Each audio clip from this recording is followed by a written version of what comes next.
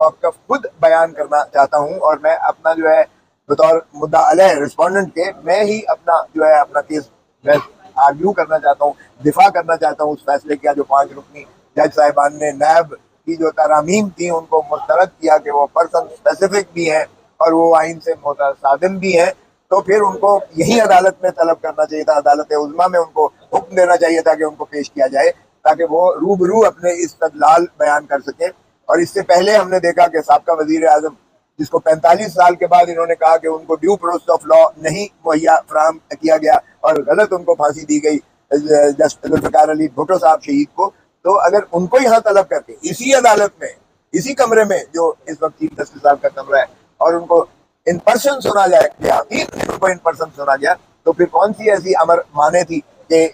इमरान खान साहब को यहाँ तलब नहीं किया गया। तो इसलिए पहला तो उनको तलब करके जो है उनका मौक़िफ़ उनका इस्तदलाल न सिर्फ सुनना चाहिए क्योंकि जो आपकी रूबरू जो बातें आमने सामने होती हैं वो वीडियो लिंक हमने देखा है। हमें भी ये इस्तिस्ना है कि हम लाहौर से बहस कर सकते हैं, लेकिन यकीन कीजिएगा कि वो जो है कम्युनिकेशन नहीं बन पाती है जो सामने खड़े होकर जो बहस और तमीज़ की जाती है वो वीडियो लिंक के जरिए। ठीक है, मॉडर्न डिवाइस आ गई तकनीकी, लेकिन ये कहना कि सिक्योरिटी रीजन की वजह से नहीं कर सकती। अल्लाह माफ़ी दे, अगर रियासत जो है इमरान खान को अडयाला जेल से यहाँ तक पेश नहीं कर सकती है तो फिर इस हुकूमत को मेरे ख्याल में और इस एडमिनिस्ट्रेशन को मुस्ताफ़ी होकर घर चला जाना चाहिए। अगर ये सिक्योरिटी का मसला है, सिक्योरिटी का मसला कोई भी नहीं है, बिल्कुल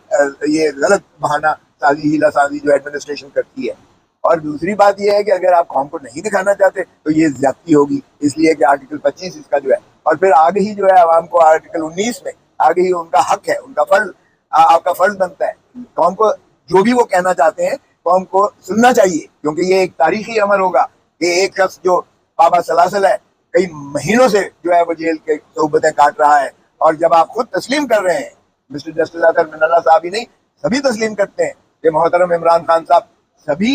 से बड़ी जमात के सरबराह है, तो सबसे बड़ी जमात के पाकिस्तान के सरबराह है, तो फिर उनका लाखों का लिखा हुआ है, मिलियंस जो उनके जो सपोर्टर्स हैं, जो उनके वोटर्स हैं, जो उनको चाहने वाले हैं। बल्कि मैं कहता हूं कि इससे ज्यादा जो साइलेंट वोटर है पाकिस्तान का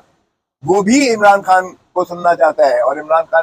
सभी की दिल की धड़कन है। तो ऐसे में अगर मोहतरम इमरान खान साहब का मौक़िफ़ कौम को सुनाया जाता है और तो मैं समझता हूं कि ये ज्यादती होगी कि वो लाइव स्ट्रीमिंग इस बिना पे न की जाए कि ये तकनीकी मसला है। अरे भाई तकनीकी मसला, टेक्निकल इसमें कौन सी बात है?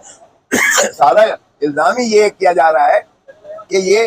जो तरामीम लाई गई है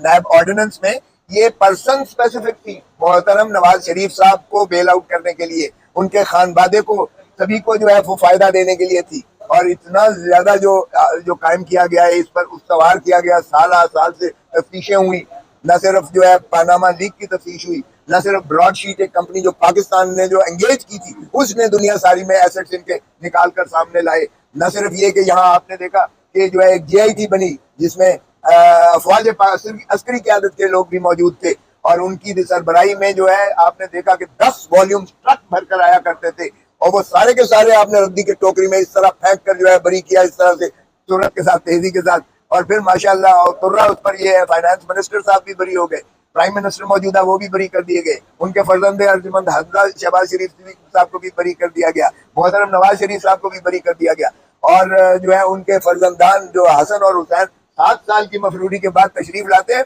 और एक ही दिन में अकाउंटेबिलिटी कोर्ट उनको तीनों केसों में से माशाल्लाह बरी करके वो करती है और दूध के धुले हुए पवित्र हो जाते हैं।